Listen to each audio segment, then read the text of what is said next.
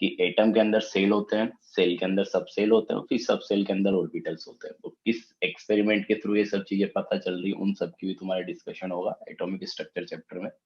इसलिए मैंने स्टार्टिंग बोला कि एटॉमिक स्ट्रक्चर का थोड़ा सा पार्ट है, तभी अपन इनऑर्गेनिक स्टार्ट कर पाएंगे। तो ये वो 10th में तुम पढ़ते थे कि एटम के अंदर सीधे सेल होते हैं और सेल के अंदर सीधा इलेक्ट्रॉन होता है, लेकिन एक्चुअल में ऐसा नहीं है। डिटेल में देखोगे तो ऐसा कुछ अपने पास रहेगा। हाँ, तो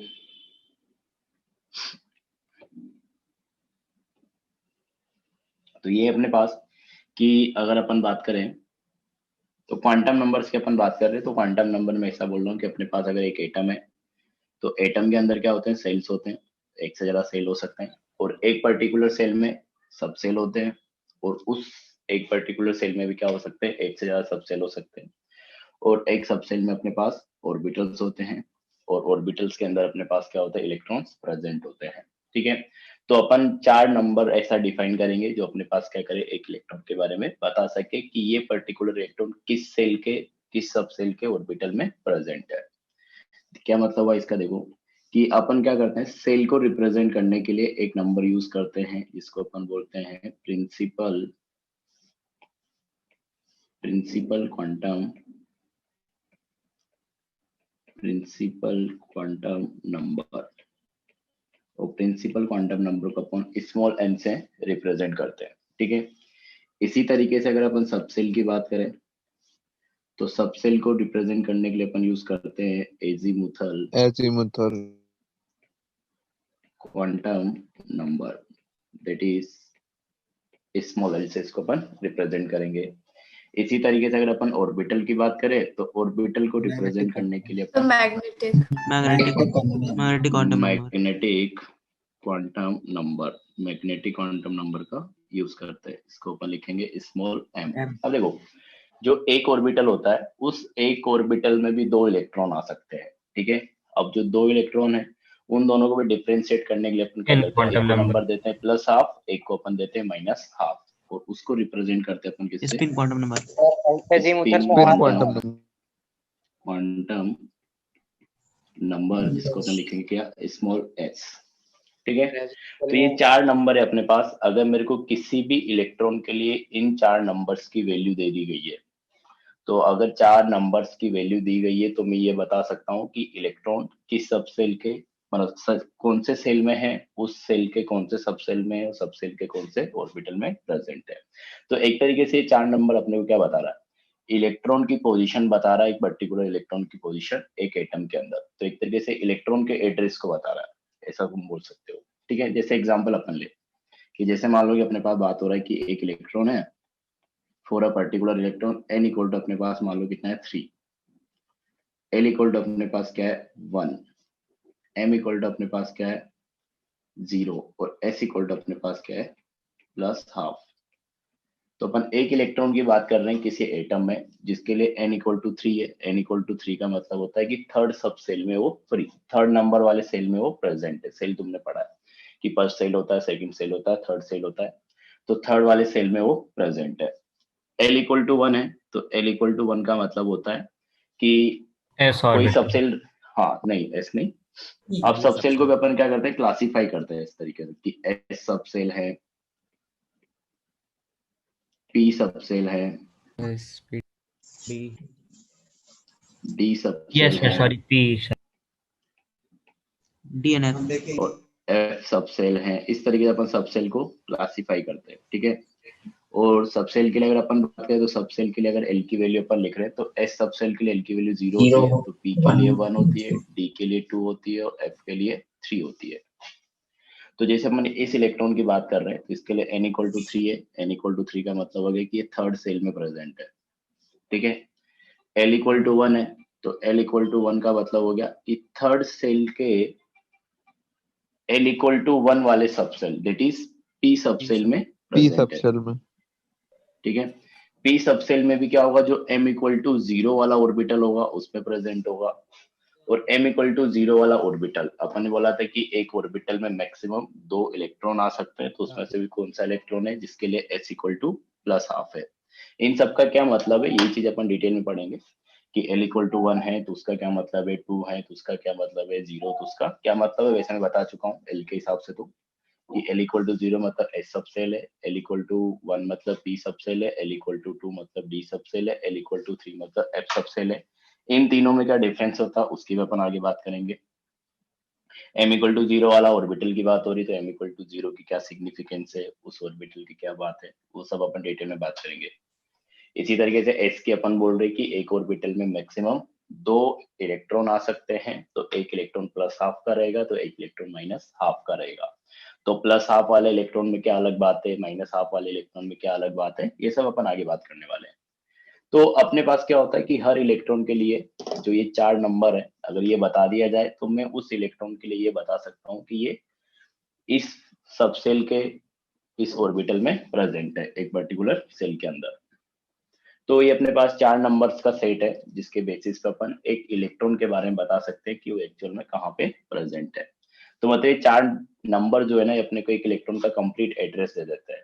ठीक है, तो डेफिनेशन अपन ऐसा ही कुछ लिखेंगे, फिर अपन इसको दोबारा एक बार बोल दूंगा मैं कि इट इज, हाँ sir m equal to sir 0 से क्या मतलब बता रहा है सर, उसको समझ नहीं आ रहा है मुझे। वही अपन पढ़ेंगे ना, ये तो बोला ना कि m इक्वल टू 0 किस चीज को बता रहा है, सब अपन आगे अपन बात करेंगे। Okay sir. जैसे l इक्वल टू 1 वाला सबसेल है, तो जैसे p सबसेल हो गया, तो p सबसेल में अपने पास 3 ऑर्बिटल होते हैं।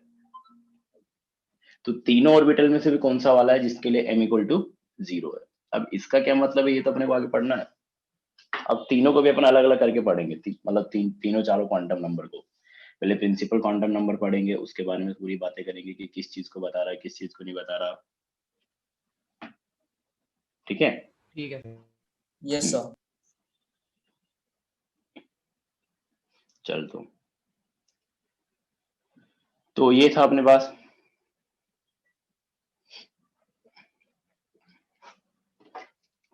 हाँ, तो डेफिनेशन अपन पहले लिख लेते हैं कि it is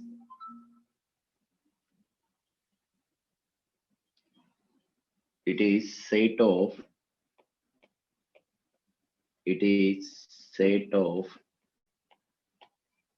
four numbers with 4 mathematical numbers है, 4 numbers used to define the location of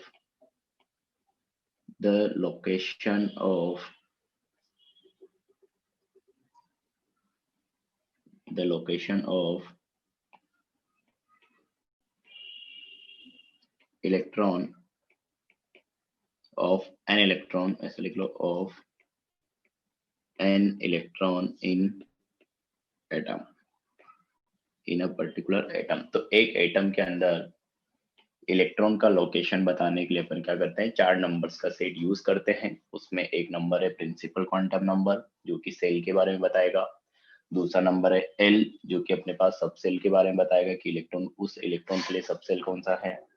तीसरा अगर अपन बात करें तो अपने पास किसके बारे में बताएगा, ऑर्बिटल के बारे में बताएगा, that is magnetic quantum number M. और एस जो है अपने पास स्पिन क्वांटम नंबर जो कि बताएगा कि 2 इलेक्ट्रॉन जो है उनमें क्या डिफरेंस है, प्लस हाफ वाला या माइनस हाफ वाला है। ठीक है, तो ये चीज क्लियर है क्या तुमको? प्लस हाफ माइनस हाफ मतलब देखो प्लस हाफ और माइनस हाफ मतलब जैसे नाम से तुमको समझ में आ रहा है, स्पिन ना। तो एक ऑर्बिटल में जो इलेक्ट्रॉन होते हैं वो अलग अलग डायरेक्शन में स्पिन करते हैं। स्पिन मोशन पता होगा कि अपने ही एक्सिस पे कोई चीज घूम रहा है। तो इलेक्ट्रॉन्स में क्या होता है, 2 टाइप के मोशंस होते हैं, इसको अपन डिटेल में पढ़ेंगे। Yes sir. तो 2 डायरेक्शन में मोशन कर सकते, मतलब एक स्पिन करेगा, एक क्लॉकवाइज डायरेक्शन में कर सकता है, एक एंटी क्लॉकवाइज डायरेक्शन में कर सकता है। तो एक डायरेक्शन के लिए अपन प्लस हाफ देते हैं, एक के लिए माइनस हाफ देते हैं। तो ये डिफरेंस है वैसे तो। ठीक है सर। हाँ बोलो। सर ये अपोजिट मतलब क्यों होते हैं सर? मतलब एक एंटी क्लॉकवाइज मतलब घूमता है तो क्लॉकवाइज क्यों घूमता है इलेक्ट्रॉन? वो अपने पास स्टेबिलिटी से रिलेटेड होता है, क्वांटम थ्योरी से रिलेटेड है। तो उसमें एक तरीके से अपोजिट डायरेक्शन में घूमेगा तो उसका फोर्स वगैरह बैलेंस हो जाता है, तो सिस्टम स्टेबल रहता है। सब चीज स्टेबिलिटी से रिलेटेड है। कैसे सर? स्टेबिलिटी से रिलेटेड है।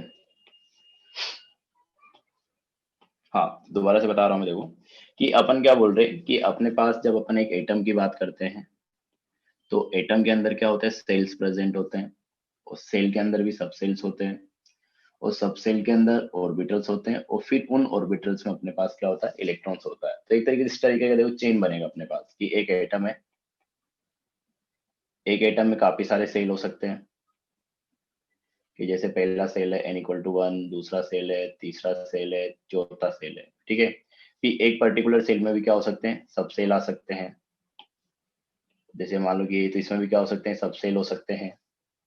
तो यहाँ पे भी मान लो 2 3 जितने भी सब सेल है, फिर इन सब सेल के अंदर भी ऑर्बिटल्स हो सकते हैं, फिर इन ऑर्बिटल्स में अपने पास क्या रहेगा, इलेक्ट्रॉन प्रेजेंट रहेगा। तो एक तरीके से अपन ये बोलना चाह रहे हैं कि अपने पास जो एटम होता है, तो एटम के अंदर सेल रहेगा, सेल के अंदर सब सेल रहेगा, सब सेल के अंदर ऑर्बिटल, और फिर ऑर्बिटल्स में अपने पास इलेक्ट्रॉन प्रेजेंट रहेंगे।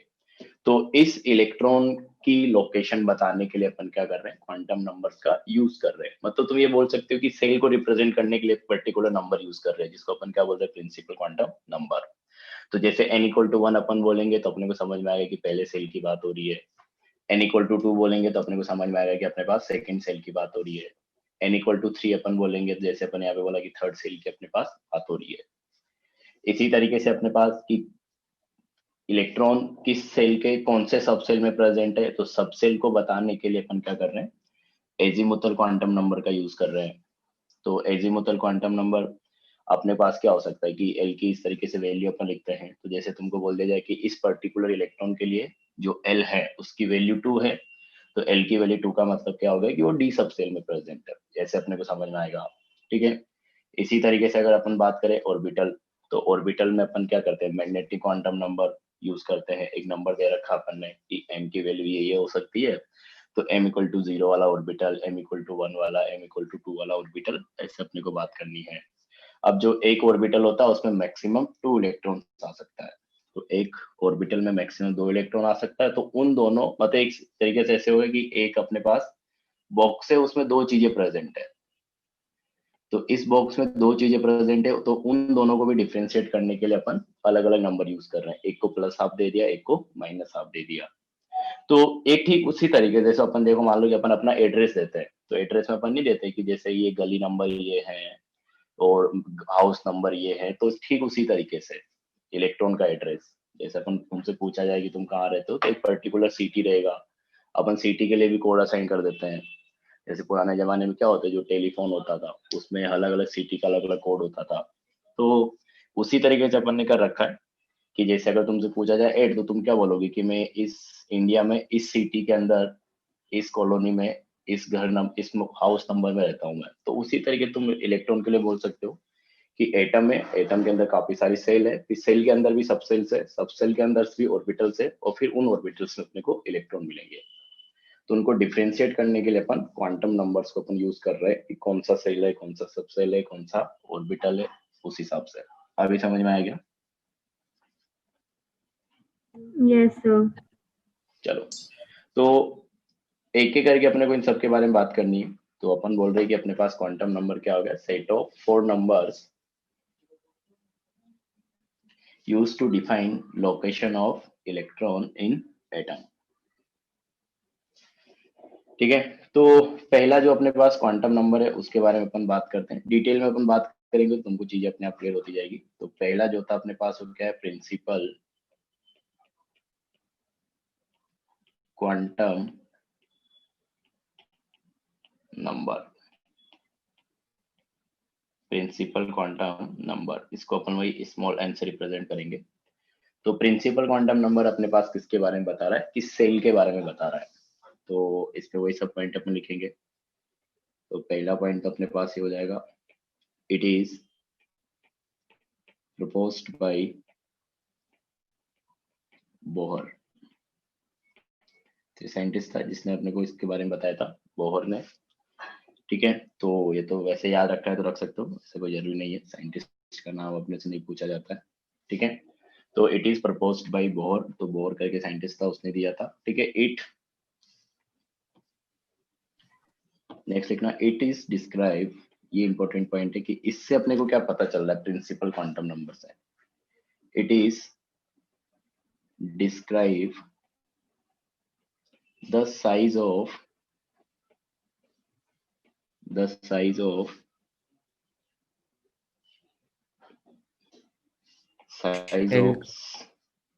cell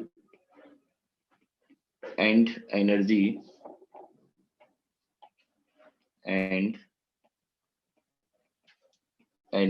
of electron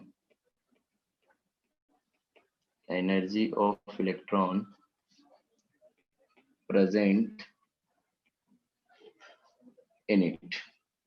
तो एक तो अपने को क्या बता रहा है कि अपन ने ये तो पहले बोल दिया था कि प्रिंसिपल क्वांटम नंबर अपने को सेल के बारे में बता रहा है। तो सेल का जो नंबर रहेगा अपने पास उसके हिसाब से अपन क्या कंपेयर कर सकते हैं, साइज को कंपेयर कर सकते हैं सेल की, और साथ में उसके अंदर जो इलेक्ट्रॉन प्रेजेंट है, इलेक्ट्रॉन की एनर्जी को भी अपन क्या कर सकते हैं, एन की वैल्यू के हिसाब से कंपेयर कर सकते हैं।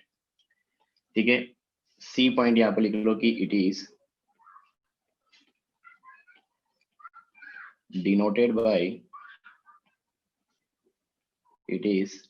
Bye n।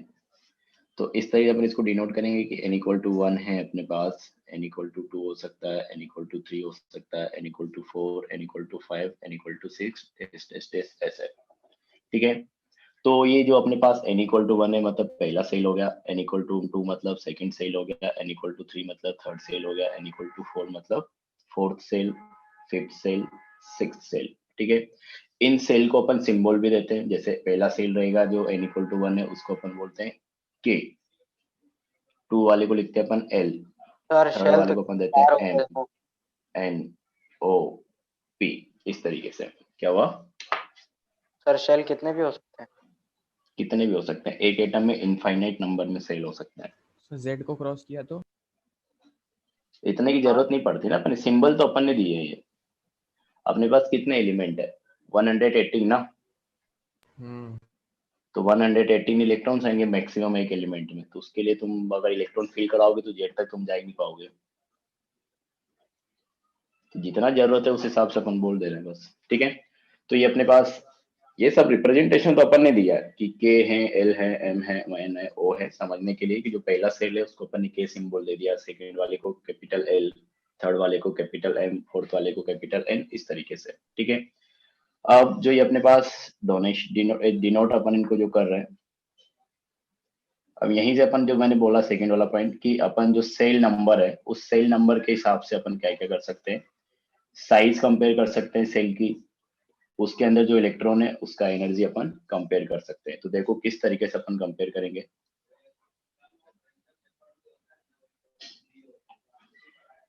कि जैसे अपने पास मान लो कि पहला सेल है, तो पहले सेल का जो रेडियस रहेगा उसको अपन बोल देते हैं R1।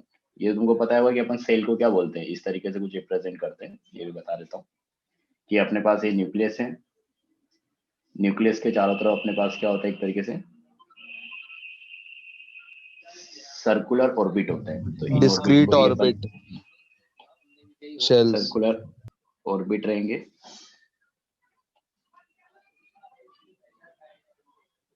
इस तरीके से कुछ। तो इन्हीं को अपन क्या बोल रहे हैं, सेल बोल रहे हैं। सर ये R1 तो क्या ये अपने R1 मतलब जो पहला सेल है, जैसे अपने पास इस ये अपने जो एटम का ऐसा रिप्रेजेंटेशन दिया है, तो इसके अकॉर्डिंग अगर अपन बोले तो अपने पास ये क्या हो गया, न्यूक्लियस हो गया। सर असल में तो बस प्रोबेबिलिटी की फील्ड्स होती हैं ना जहाँ पे इलेक्ट्रॉन हाँ, वो अपन बात करेंगे उसकी डिटेल में, रुको अभी। ठीक है, और जो अपने पास न्यूक्लियस है सबसे पास है उसको अपन पहला सेल बोलेंगे, n equal to 1, that is K shell, capital K। ये जो अपने पास दूसरा है इसको अपन क्या बोलेंगे, n इक्वल टू 2, तो ये अपने पास क्या हो गया, L सेल। और ये अपने पास जो तीसरे नंबर पे आ रहा है इसको अपन बोलेंगे n equal to 3, that is KLM shell. वही first shell, second shell, third shell, उस तरीके से अपने पास हो जा रहा है। हाँ, तो अब अपन क्या बोल रहे हैं कि जैसे अपन यहाँ पे लिखा था कि it describe principal quantum number के बारे में, कि it describe size of shell, size के बारे में बता रहा है, and energy of electron present in it, कि जो यहाँ पे इसके सेल के अंदर इलेक्ट्रॉन प्रेजेंट है उनकी एनर्जी को अपन यहाँ से कंपेयर कर सकते हैं। तो देखो अब अपने यहाँ पे बोला कि पहला सेल अपने पास n इक्वल टू 1 हो गया, तो इसका साइज रहेगा कुछ ना कुछ, तो उसके रेडियस को अपन बोल रहे हैं ना साइज, तो रेडियस अपने पास इसका रहेगा, तो उसको अपन R1 से रिप्रेजेंट कर रहे हैं, पहले सेल की रेडियस। जैसे यहाँ पे बताएंगे तो अपन उसको कैसे लिखेंगे कि ये डिस्टेंस अपने पास क्या होगी, R1 होगी। सेकंड सेल की रेडियस, इसको अपन वही सिमिलरली क्या बोलेंगे, R2। तो ये अपने पास क्या होगा, सेकंड सेल का रेडियस R2। इसी तरीके से जो थर्ड सेल है n इक्वल टू 3, तो n equal to 3 third shell का जो रेडियस रहेगा उसको अपन लिखेंगे क्या, R3। तो इस तरीके से अपने पास क्या आ जाएगा, ये R3 ऐसा, ठीक है। तो ये अपन रेडियस को कंपेयर कर सकते हैं, साइज को कंपेयर कर सकते हैं, फोर्थ सेल के R4 बोलेंगे। तो अपन यहाँ पे देखो क्या बोलेंगे कि जैसे जैसे n की वैल्यू बढ़ती जा रही है, जैसे जैसे n की वैल्यू बढ़ेगी वैसे वैसे साइज भी अपने पास क्या होगी, बढ़ेगी। तो अगर अपने को कंपेयर करना है तो अपन इस तरीके से कंपेयर करेंगे कि किसी पर्टिकुलर सेल के लिए n की वैल्यू जितनी और ज्यादा सारे रहेगी, आइटम की साइज इक्वल रहते हैं क्या, ऐसे ही उसकी साइज क्या रहेगी, उतनी ज्यादा रहेगी। क्या हो गया, सारे आइटम के सेल इक्वल रहेंगे क्या? सारे एटम के सेल इक्वल रहेंगे क्या, नहीं ऐसा नहीं होता है। एक पर्टिकुलर एटम में अगर देखोगे तो फर्स्ट सेल, जैसे मान लो कि तुमको कंपेयर करना है किसके अंदर, मान लो कि जैसे अपन पहले ग्रुप में ही बात करें, तो पहले ग्रुप में अपने पास क्या है, लिथियम है, सोडियम है।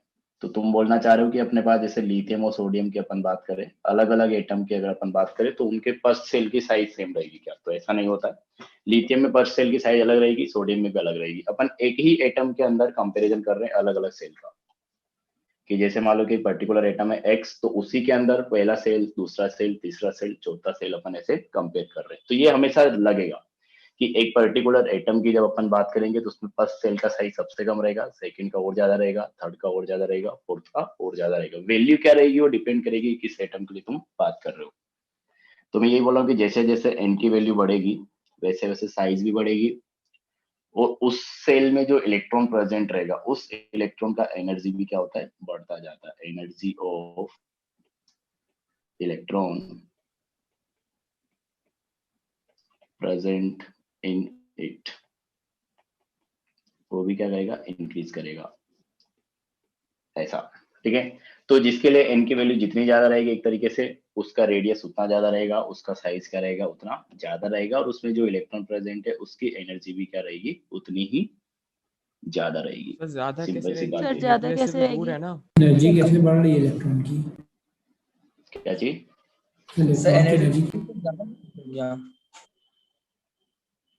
क्या बोल रहे हो? सर एनर्जी ज्यादा कैसे रहेगी इलेक्ट्रॉन की?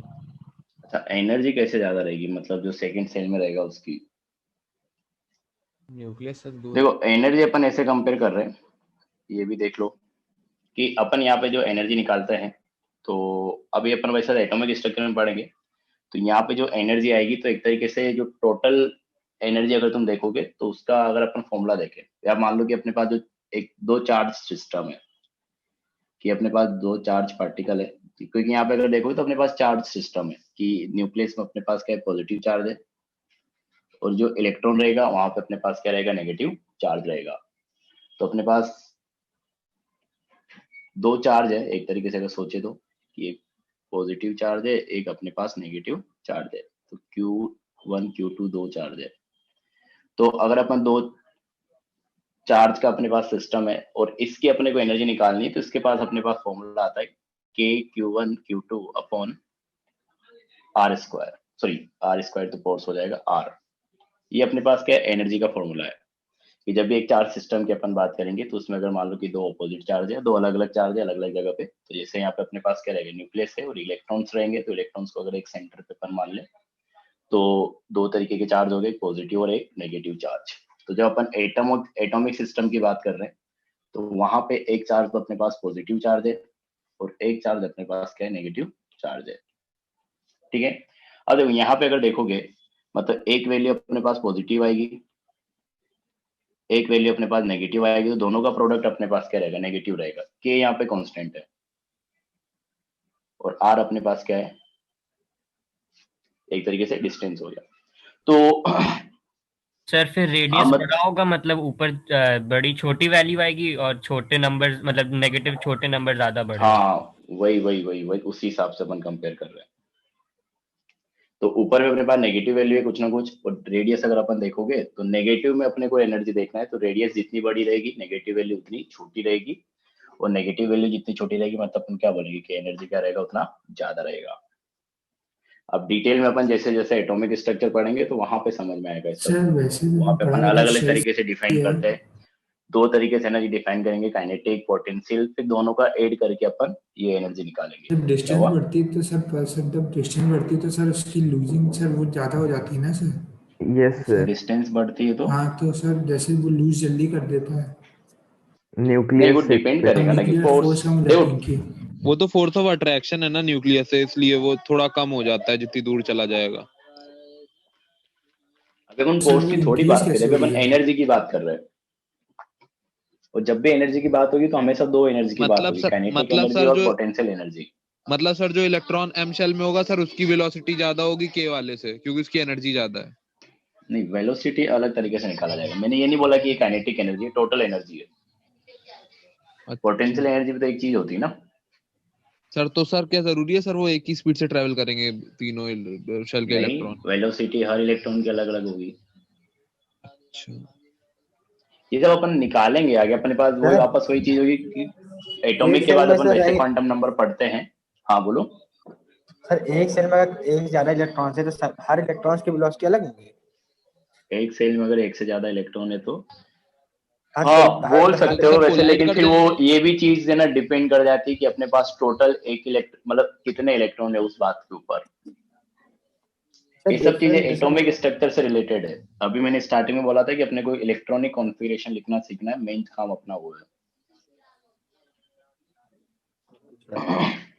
हाँ, तो तुम्हारे भी जो भी डाउट आ रहे हैं सारे डाउट एटॉमिक स्ट्रक्चर से रिलेटेड है।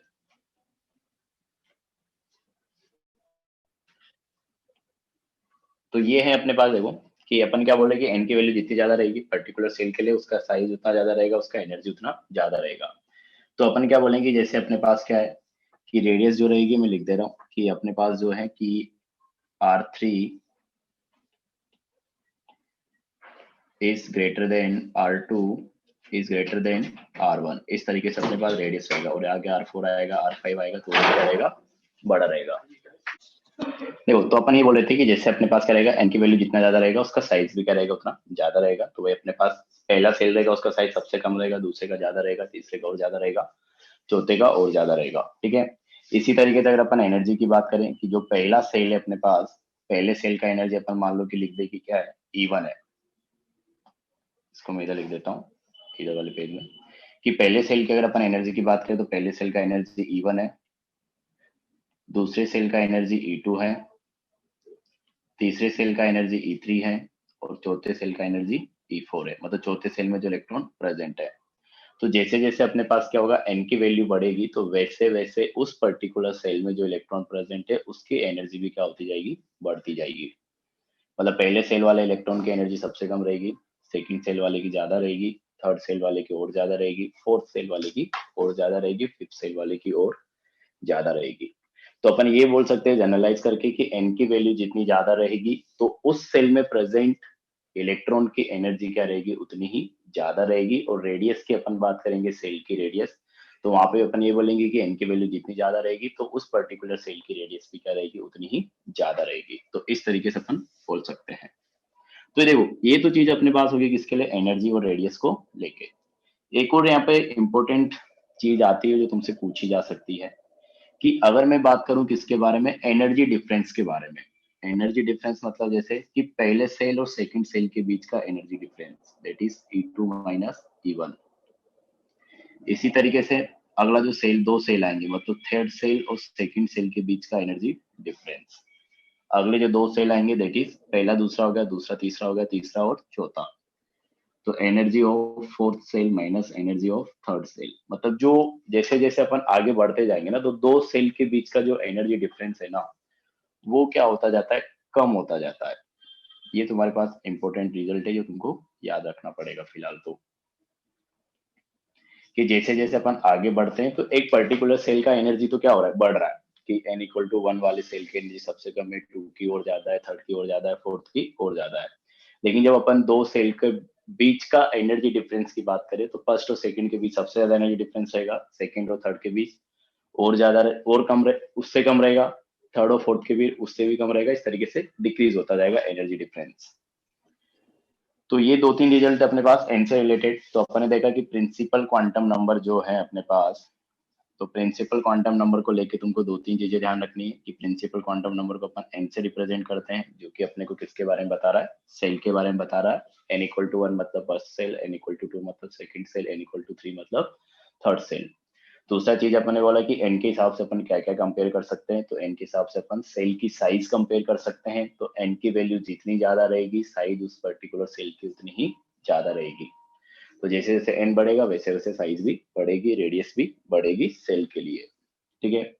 एक अपन ने बोला एनर्जी के हिसाब से कि अपन जो इलेक्ट्रॉन है उसका एनर्जी भी कंपेयर कर सकते हैं अगर अपने को n की वैल्यू पता है तो यहाँ पे भी अपन ने ये बोला कि n की वैल्यू जितनी ज्यादा रहेगी तो उस पर्टिकुलर सेल में जो इलेक्ट्रॉन प्रेजेंट है उसका एनर्जी भी क्या रहेगा, उतना ही ज्यादा रहेगा।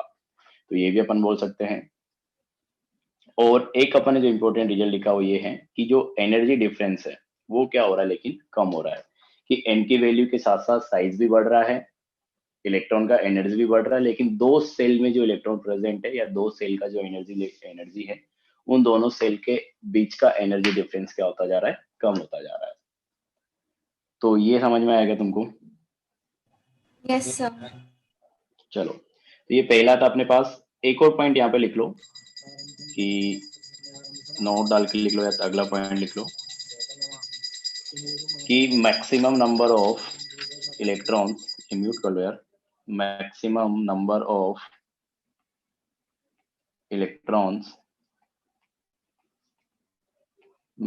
number of electrons present in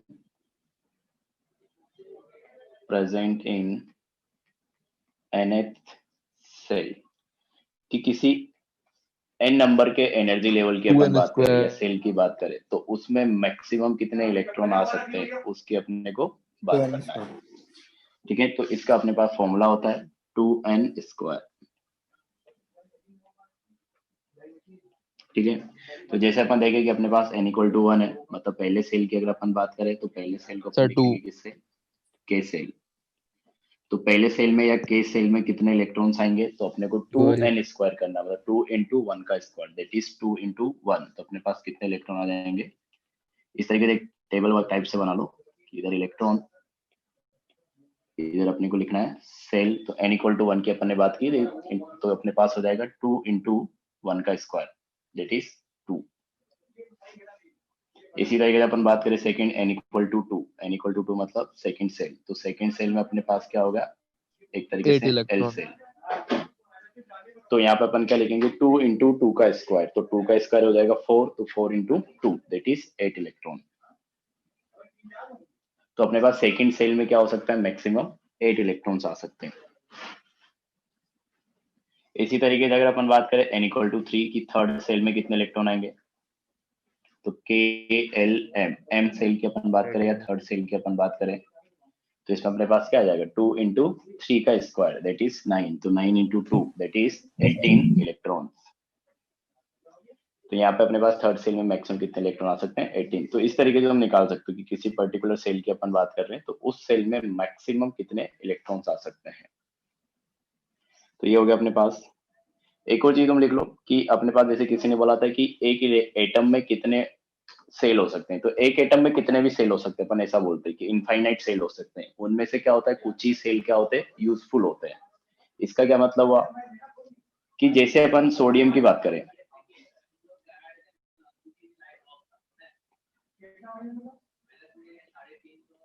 ठीक है, तो सोडियम की अगर अपन बात करें तो यहाँ पे अपने पास कितने इलेक्ट्रॉन है, 11।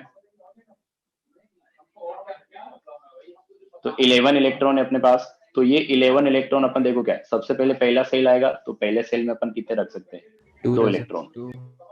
बट ये तो मतलब पुराने वाले सिस्टम से होगी ना कॉन्फ़िगरेशन। हाँ, उसको अपन नाम देते हैं, बात तो कर भी तो कर लिख Okay, sir. ऑक्टेट नहीं, ऑक्टेट नहीं है। हाँ, तो अपने पास देखो 11 इलेक्ट्रॉन है सोडियम के लिए।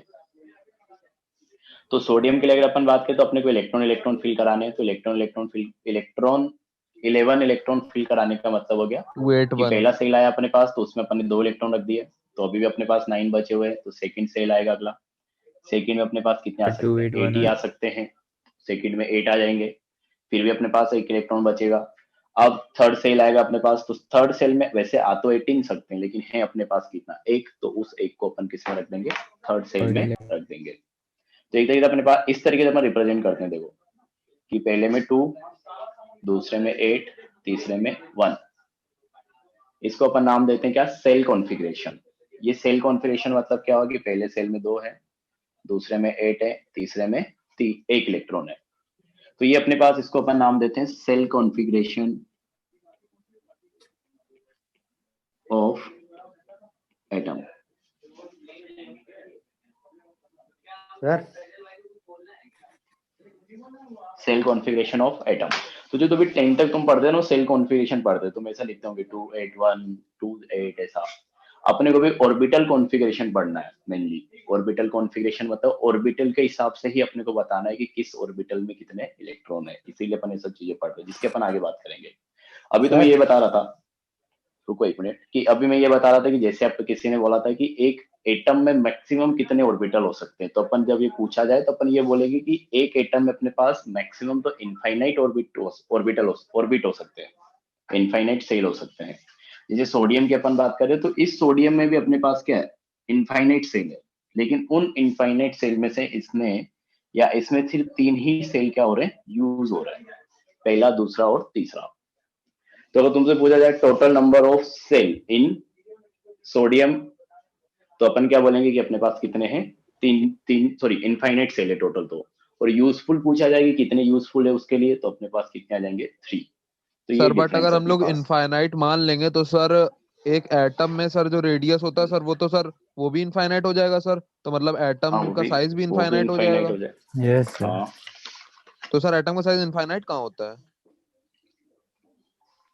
देखो अपन एटम में जो इलेक्ट्रॉन की बात करते हैं, तो इलेक्ट्रॉन को अपन प्रोबेबिलिटी के हिसाब से बताते हैं। क्या सर? जब अपन एटम की बात करते हैं तो एटम में अपन ये बोलते हैं कि इलेक्ट्रॉन एक प्रोबेबिलिटी के बेसिस पे अपन इलेक्ट्रॉन को बताते हैं, कि प्रोबेबिलिटी के हिसाब से अपन बताते हैं कहाँ पे इलेक्ट्रॉन प्रेजेंट है, कहाँ पे नहीं है। तो वैसे अपन बात करें तो अगर अपन थेरेटिकली बात करें, तो थेरेटिकली तो क्या होता है, किसी भी एटम का इलेक्ट्रॉन जो होता है ना, माइनस इंफिनिटी से लेके प्लस इंफिनिटी तक प्रेजेंट होता है। तो ये बात तुम्हारी सही है, थेरेटिकली अपन बोले तो, कि जो इलेक्ट्रॉन है किसी भी एटम में, वो माइनस इंफिनिटी से लेके प्लस इंफिनिटी तक हर जगह प्रेजेंट है, भले उसका प्रोबेबिलिटी कुछ भी होगा। प्रोबेबिलिटी मतलब इसमें ये अपन बात करेंगे एटॉमिक में, इसीलिए मैं इन सब चीजों में नहीं जाना चाह रहा।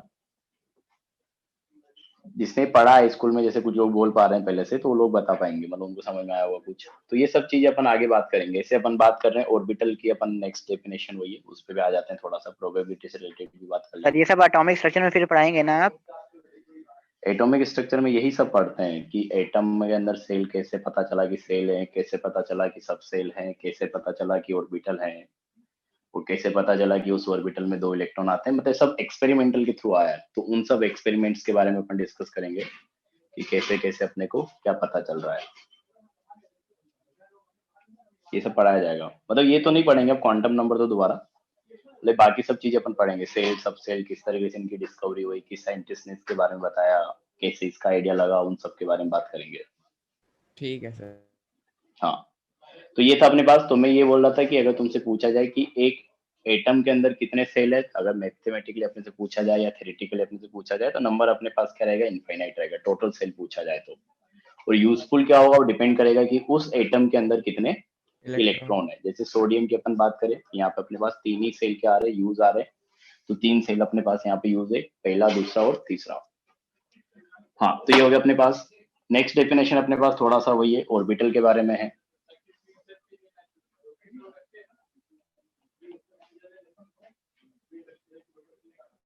देखो ऑर्बिटल अपने पास क्या होता है, पहले मैं डेफिनेशन लिखता हूँ, फिर समझते हैं अपन इसको, कि the 3-dimensional region around the nucleus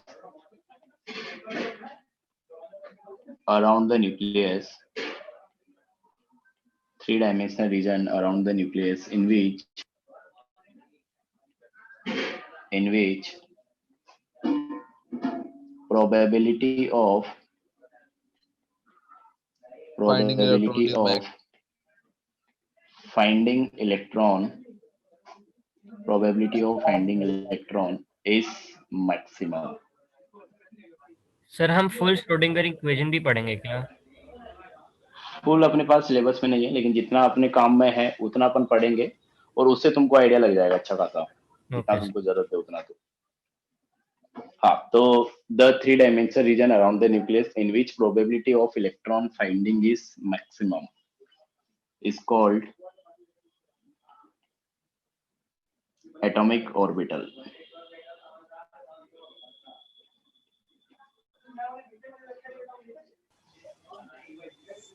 Is called atomic orbital. ठीक है, तो देखो इसका क्या मतलब है। तो पहली बात तो प्रोबेबिलिटी वगैरह इन सबसे क्या रिलेटेड, क्या रिलेशन अपने पास आ रहा है, अपन लिख रहे हैं कि 3 डायमेंशनल रीजन। इसका क्या मतलब है, तो देखो अपने पास जब एक इलेक्ट्रॉन होता है ना, तो इलेक्ट्रॉन जो होता है एक्चुअल में अगर अपन बात करें तो जैसे तुमने 10th में पढ़ा होगा कि 10th तक तुम क्या करते हो, जो पहला मॉडल था ना एटम को एक्सप्लेन करने के लिए, दैट इज बोर मॉडल, वो तुम पढ़ते हो।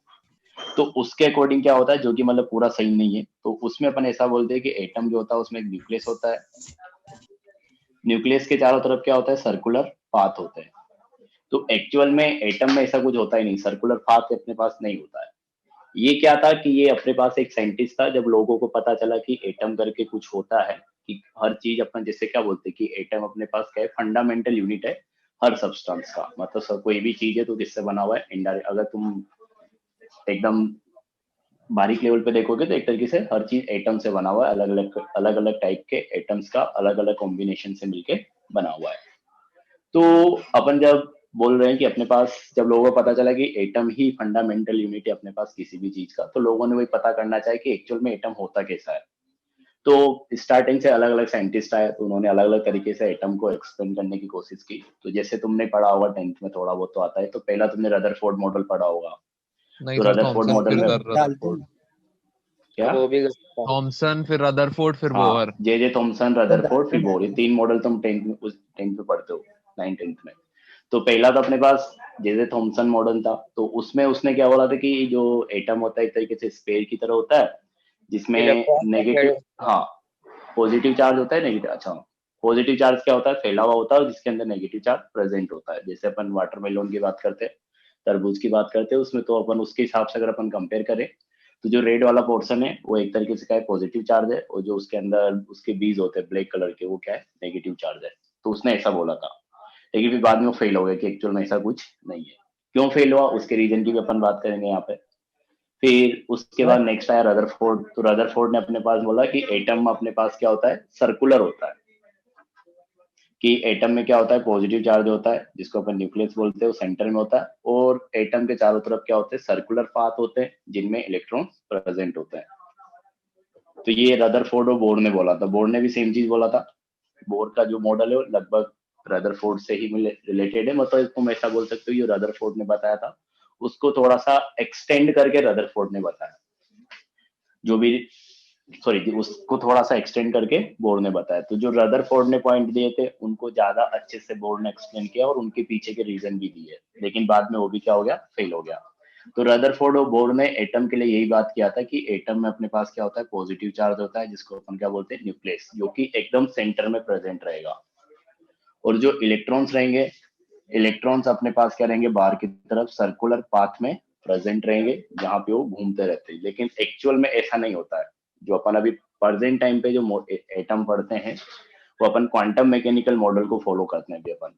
तो ये अलग अलग मॉडल है, अलग अलग टाइम पे आते गए, मतलब जैसे जैसे रिसर्च होता गया वैसे वैसे स्टडी अपग्रेड होती गई। तो प्रेजेंट टाइम पे जो अपन एटम के लिए मॉडल पढ़ते हैं वो अपने पास होता है क्वांटम मैकेनिकल मॉडल। तो उसके अकॉर्डिंग क्या होता है कि जो एटम होता है ना, उसी के हिसाब से अपने को बात करना है, क्योंकि क्वांटम नंबर्स वहीं से आता है, जो लास्ट वाला मॉडल है अपने पास। तो एक्चुअल में अपने पास ऐसा होता है, अगर तुमको ऐसा लगता है कि एटम ऐसा होता है कि एटम में न्यूक्लियस होता है सेंटर पे और इलेक्ट्रॉन सर्कुलर पाथ में घूमता है, तो ये गलत है। मतलब ऐसा कुछ नहीं होता है। अगर ये पता है तो ये तुमको भूल जाना है आज के बाद। एक्चुअल में ऐसा होता है कि, हाँ, क्या जी, एटम हिस्टोरिकल नहीं होता है ना? हाँ, तो वही बता रहा हूँ मैं। स्फेरिकल होता है क्या होता है उसके बारे में भी बात कर रहे हैं। तो एक्चुअल में अपने पास क्या होता है कि जो पॉजिटिव चार्ज होता है वो ठीक है कि पॉजिटिव चार्ज जो है वो न्यूक्लियस में रहेगा, दैट इज सेंटर में अपने पास प्रेजेंट रहेगा। अब जो न्यूक्लियस है उसके चारों तरफ इलेक्ट्रॉन क्या होते हैं, रेंडमली मोशन करते हैं, जिसकी वजह से अपने पास क्या होगा, अपने को एक 3 डायमेंशनल रीजन मतलब 3 डायमेंशनल क्लाउड बनता हुआ दिखेगा। इसका क्या मतलब हुआ कि जैसे तुम अपन फैन की बात करते हैं, तो फैन की अगर तुम जब फैन को ऑन कर देते अपन तो उसकी जो ब्लेड्स घूमती है तो तुमने देखा होगा एक क्लाउड बनता हुआ दिखाई देता है। अरे दिखता है ना? Yes sir. हाँ, तो जब फैन रनिंग कंडीशन में रहेगा फुल स्पीड के साथ तो तुम ये नहीं बता पाओगे कि वो ब्लेड कहाँ पे है तीनों, तो कहीं ना कहीं उसी इलेक्ट्रॉन क्लाउड में होगा। मतलब जो भी क्लाउड तुमको बनता हुआ दिखेगा फैन के लिए उस क्लाउड में वो ब्लेड्स होगी। तो ऐसा क्यों होता है कि जब भी अपने पास क्या होता है, क्योंकि देखो अपनी जो आईज है उससे अपन एक पर्टिकुलर लिमिट तक चीजों को देख सकते हैं, मतलब डिफरेंशिएट करके, मतलब किसी एक पर्टिकुलर स्पीड से मूव करेगा तो जब कोई भी पार्टिकल है चाहे नंबर में 1 है 2 है 3 है, तो अगर वो क्या करता है काफी हाई स्पीड से एक पर्टिकुलर मोशन में फॉलो कर, मतलब रेंडमली मूव करता है या पर्टिकुलर पैटर्न को फॉलो करते हुए मूव करता है, तो अपने को एक क्लाउड बनता हुआ दिखाई देता है अपने को। तो जैसे अपन फैन के लिए बात कर रहे हैं कि जब अपने पास वो फैन रोटेट करता है अपने पास तो अपने को एक क्लाउड बनता हुआ दिखाता देता है। सेम चीज अपने पास इलेक्ट्रॉन के साथ होता है कि जब इलेक्ट्रॉन न्यूक्लियस के चारों तरफ मूव करता है तो रेंडमली मूव करता है, ठीक है। तो जब वो रेंडमली मूव करेगा तो तुमको एक इलेक्ट्रॉन का क्लाउड बनता हुआ दिखाई देगा, जैसे फैन की ब्लेड का तुमको क्लाउड दिख रहा है। होती है क्या? तो अपने पास इलेक्ट्रॉन का एक क्लाउड बनता हुआ दिखाई देगा, उसी क्लाउड को अपन क्या बोल रहे हैं, ऑर्बिटल बोल रहे हैं। समझ में आया क्या कुछ? Yes sir. समझ गए। हाँ, तो एक्चुअल में क्या होता है, जो इलेक्ट्रॉन होता है ना वो एटम में क्या होता है कि जो इलेक्ट्रॉन है वो न्यूक्लियस के चारों तरफ रेंडम मोशन करता है। तो जो रेंडमली मोशन करेगा तो जो भी पैटर्न फॉलो करता होगा उसका तुमको एक इलेक्ट्रॉन क्लाउड बनता हुआ दिखाई देगा। इलेक्ट्रॉन का एक क्लाउड बनेगा, उसी क्लाउड को अपन क्या बोल रहे हैं, ऑर्बिटल बोल रहे हैं।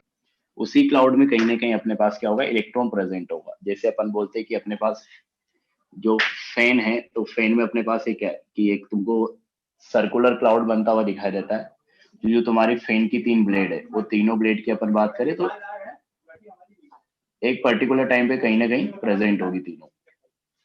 तो सर ये फिर ठीक है, पहले देखो, गलत क्यों पढ़ाते हैं कि मतलब सर्कुलर गलत नहीं पढ़ाते हैं, मतलब वो पे यही तो बोला कि जो रिसर्च जैसे जैसे होता गया कि सबसे पहले जो साइंटिस्ट आया उसने जे थॉमसन ने बोला तो थोड़े दिनों के लिए अपन एटम को ऐसा ही मानते थे, लेकिन फिर जैसे रिसर्च हुआ तो फिर रदरफोर्ड ने बताया कि नहीं सर ये ऐसा जो नहीं ये सर होता, पढ़ ऐसा रहे हैं होता सर है। ये तो सही पढ़ रहे हैं ना कि इसके बाद सर कुछ हाँ, और भी है? नहीं ये सही पढ़ रहे, quantum mechanical model. Sir nucleus के अराउंड तो रिवॉल्व कर रहा है, तो सर सही तो है, मतलब गलत क्या था सर उसमें, एक बार बता देंगे? नहीं, गलत ये था ना, उसने ये बोला था कि सर्कुलर पाथ में सिर्फ मूव कर रहा है, तो अपन ये कब बोल रहे हैं कि सर्कुलर पाथ में नहीं कर रहा, वो रेंडमली मूव कर रहा है। ऐसे कैसे भी रेंडमली मूव कर सकते, तुमको एक पैटर्न बनता हुआ दिखाई देगा, वो 3D में मूव कर रहा है। और सर्कल मतलब तुमको क्या है कि पहली बात तो सर्कल मतलब अपने पास क्या होगा कि 2 डायमेंशनल थिंग है, मतलब 2D में हो, एक प्लेन में रहेगा। और रैंडम मोशन अपन बोल रहे तो 3D में एक तरीके से रैंडम मोशन करेगा। अच्छा, अभी दिख रहा है क्या तुमको ये? जी सर। Yes sir sir. यही मैं तो समझ गया था ये सर, सोच लिया इस था। तरीके से अपने इस तरीके से अपने पास घूम रहा था, बता रहा था इसमें जो पूरा आएगा। तो देखो अगर एस सब सेल में इलेक्ट्रॉन रहेगा ना, इस तरीके का इलेक्ट्रॉन क्लाउड बनाएगा स्फेरिकल। देखो पूरा एक स्फीयर बन गया। सर ये एक ही शेल है क्या? एक ही शेल? तो वैसे एस शेल है ना? ये ऑर्बिटल में घूम रहा है, ऑर्बिटल। अपन इसके बारे में आगे बात करेंगे, अभी तुम सर ऑर्बिटल सर जैसे sir P orbital sir dumbbell shape में होती है, तो सर डंबल शेप सर तो उसका न्यूक्लियस होता कहाँ है डंबल में? ये मतलब अरे अभी आएगा आगे, वो आगे आएगा। देखो इसमें जो ऑर्बिटल है सर ये ऐसे।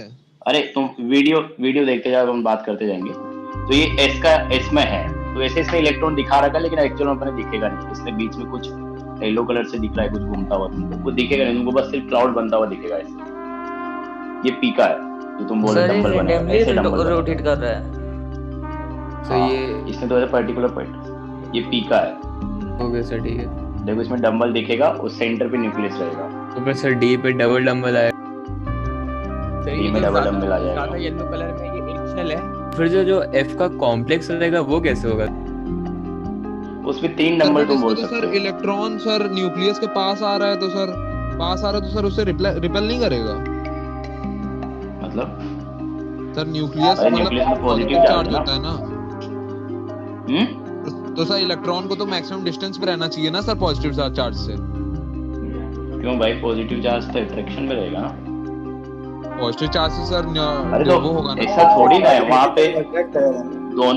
दोनों एनर्जी है ना उसके पास, काइनेटिक एनर्जी भी है, पोटेंशियल एनर्जी भी है। तो काइनेटिक एनर्जी मतलब वेलोसिटी, इसलिए घूम रहा है वो। तो देखो इस तरीके से रैंडमली अपने पास इलेक्ट्रॉन मूव करता है, तो तुमको क्लाउड बनते हुए दिखाई देंगे। उन्हीं क्लाउड्स को अपन क्या बोलते हैं, ऑर्बिटल बोलते हैं। सर इसमें सर px छोटा क्यों है सर?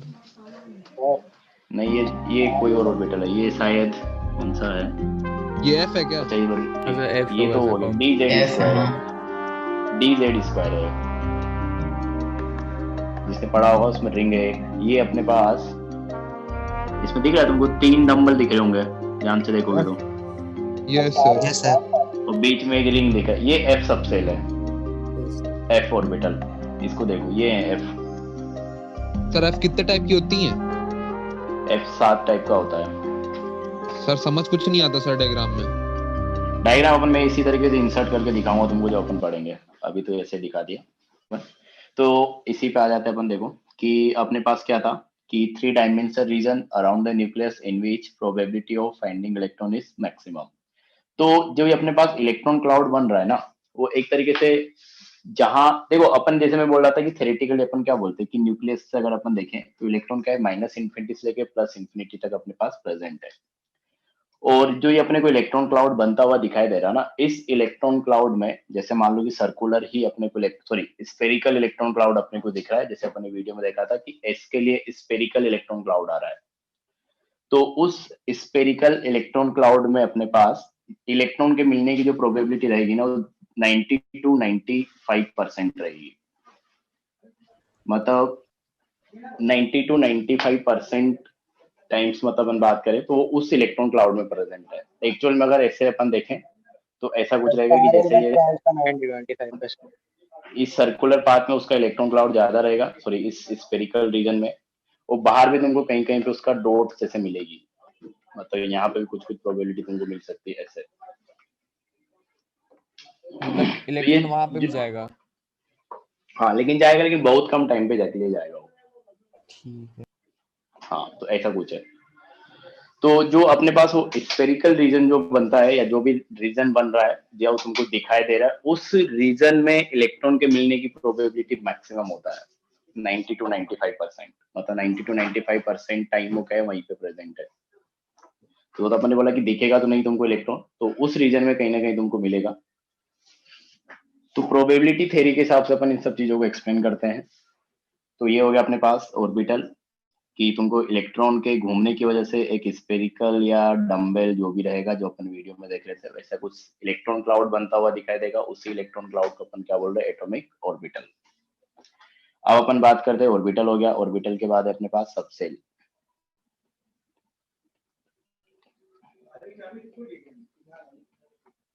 तो देखो सबसेल अपन क्या बोल रहे हैं कि सेम एनर्जी के और सिमिलर शेप के जो ऑर्बिटल्स है। मतलब बहुत सारे इलेक्ट्रॉन ऐसे भी आ सकते हैं जिनके लिए जो इलेक्ट्रॉन क्लाउड बन रहा है उनका शेप क्या है, एक जैसा है, साइज भी एक जैसी है, और उसके अंदर जो इलेक्ट्रॉन है उसका एनर्जी भी एक जैसी है। तो ये अपने पास क्या होता है, एक तरीके से collection of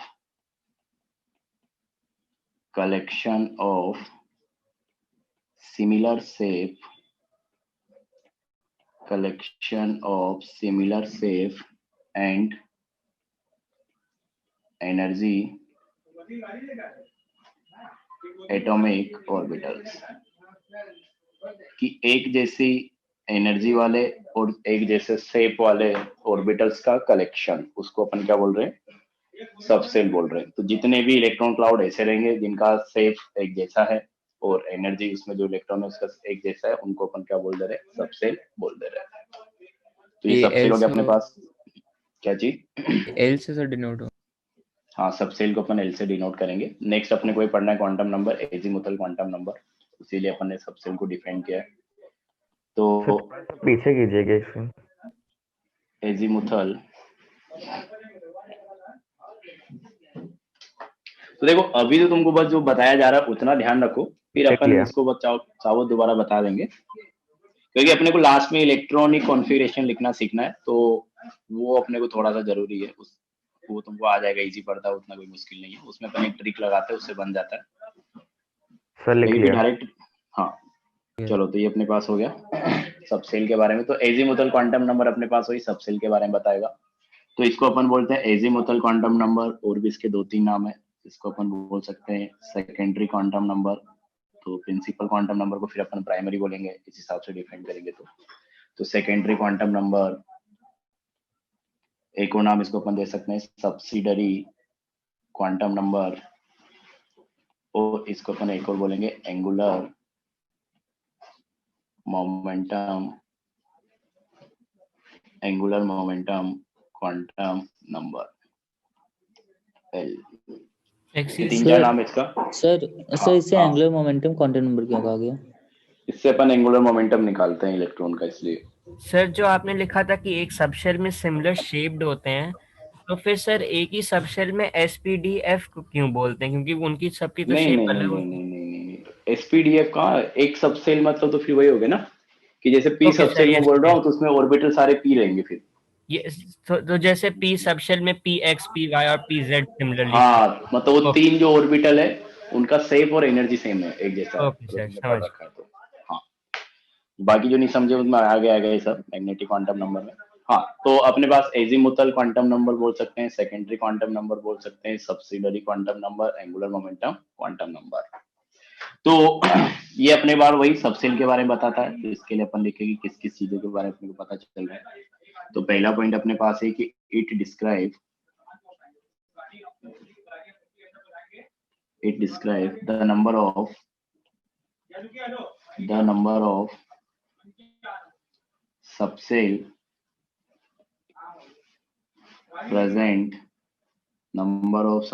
present in a cell, कि एक सेल में कितने सबसेल है, एक तो अपन ये निकाल सकते हैं, and safe of electron cloud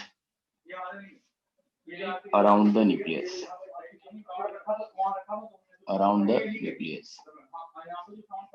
ये हो गया। ठीक है, तो एक तो अपन इससे ये पता लगा पाएंगे एजीमुथल क्वांटम नंबर पढ़ के कि एक पर्टिकुलर सेल में कितने सबसेल होते हैं, नंबर वाइज, 1 है, 2 है, 3 है, 5 है, उस तरीके से।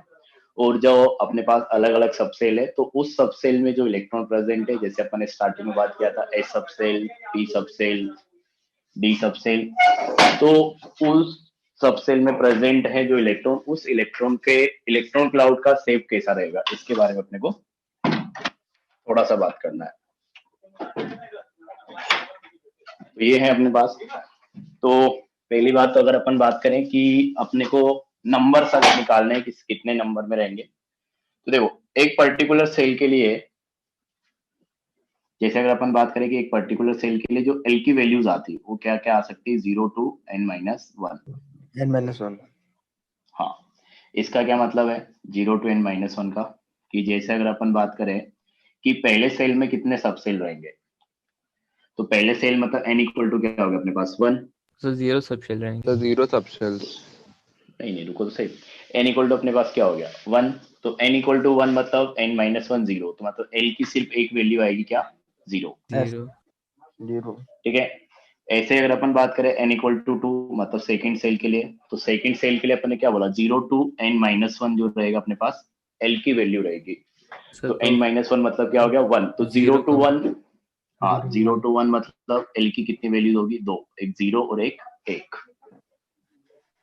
ठीक है, इसी तरीके से अगर अपन आगे बात करें n इक्वल टू 3 के लिए, तो n इक्वल टू 3 के लिए l की क्या क्या वैल्यूज हो सकती है, तो 0 to n-1 मतलब 0 to 3-1 दैट इज 2, तो 0 to 2, तो 0 to 2 मतलब l की क्या क्या वैल्यू आएगी, l की वैल्यू आएगी 0, 1 एंड 2, तो 3 वैल्यूज अपने पास आ जाएगी। तो यहाँ से देखो स्टार्टिंग में तुमको ध्यान हो तो अपन ने देखा था कि अगर l इक्वल टू 0 आता है, कि अगर l इक्वल टू 0 अपन बोल रहे हैं, तो l इक्वल टू 0 मतलब अपने पास क्या होगा s subshell.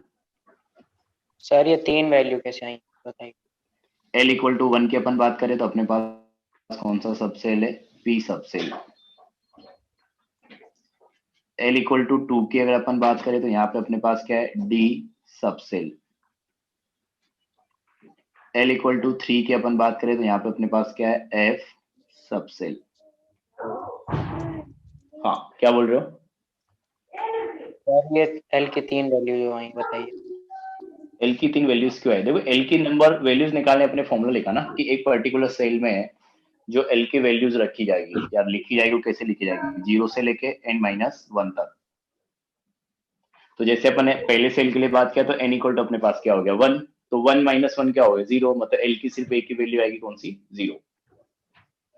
n equal to 2 की अपन ने बात किया तो n इक्वल टू 2 मतलब क्या हो गया, l की वैल्यू अगर निकालेंगे तो यहाँ पे n क्या रख दो, 2 रख दो, मतलब 0 to 2-1 दैट इज 1। तो दो वैल्यू होगी ना अपने पास, एक 0 हो गया और एक 1 हो गया। सर n और l हमेशा नेचुरल नंबर रहेंगे। हाँ हाँ, तो सर n अगला 0 अपने हो पास नहीं क्या सकता। है, n 0 नहीं हो सकता। हाँ n 0 नहीं होता है, n 1 सर 2 अगर 3 किसी 4 ऐसा रहेगा।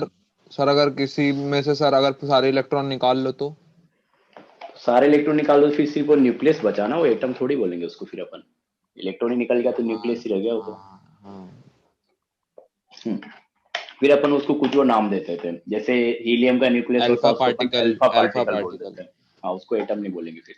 Yes sir. हाँ तो ये हो गया अपने पास। तो n इक्वल टू 3 अपने पास, तो n इक्वल टू 3 के लिए मतलब थर्ड सेल के लिए अगर अपने को l की वैल्यूज निकाल दी तो 0 to n-1 मतलब 3-1 हो जाएगा 2, तो 0 to 2, तो 0 से 2 का मतलब क्या होगा कि 0 भी आएगा, 1 भी आएगा और 2 भी आएगा, मतलब l की 3 वैल्यूज आ गई अपने पास। ठीक अभी ठीक है क्या?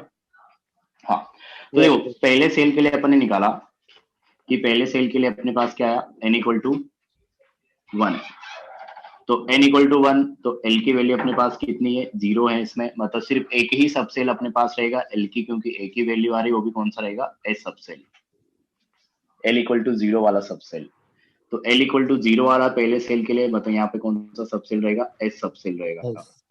सर सेकंड सेल की अगर अपन बात करें तो यहाँ पे l की दो वैल्यूज आ रही है, एक तो l इक्वल टू 0, एक l इक्वल टू 1।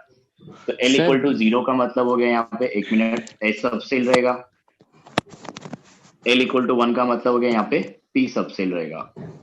हाँ अब बोलो सर इसे अप्लाई कैसे करेंगे? किस चीज के लिए? सर इलेक्ट्रॉनिक कॉन्फ़िगरेशन में।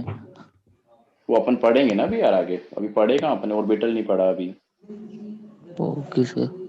हाँ तो देखो अपन ने निकाला कि पहले सेल के लिए l की सिर्फ एक वैल्यू आ रही है जो कि 0, तो 0 l इक्वल टू 0 मतलब s सबसेल हो गया। सेकंड सेल के लिए l की दो वैल्यू आ रही है 0 और 1, तो 0 का मतलब हो गया s सबसेल और l इक्वल टू 1 का मतलब हो गया p सबसेल, मतलब वहां पे दो अपने पास क्या है, सबसेल है।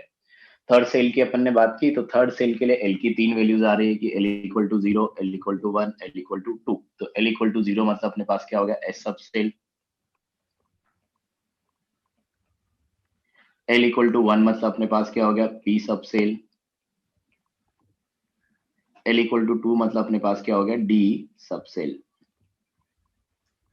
ठीक है, अब देखो अगर अपन बात करें तो s सबसेल तो अपने पास क्या है, पहले सेल में भी है, s सबसेल अपने पास दूसरे सेल में भी है, s सबसेल अपने पास तीसरे सेल में भी है, इसी तरीके से s सबसेल तो अपने पास फोर्थ में भी आएगा। तो इनको डिफरेंशिएट करने के लिए अपन देखो कैसे रिप्रेजेंट करते हैं कि पहले सेल का s सबसेल है, मतलब इसको अपन लिखेंगे क्या, 1s। हाँ तो मैं ये बोल रहा था कि जैसे अपने पास पहले सेल में भी s सबसेल है, सेकंड में भी है, थर्ड में भी है, तो हर में s सबसेल आ रहा, तो इनको डिफरेंशिएट करने के लिए अपन ऐसे रिप्रेजेंट करते हैं कि पहले सेल का s subshell that is 1s, उसको ऐसे लिखेंगे।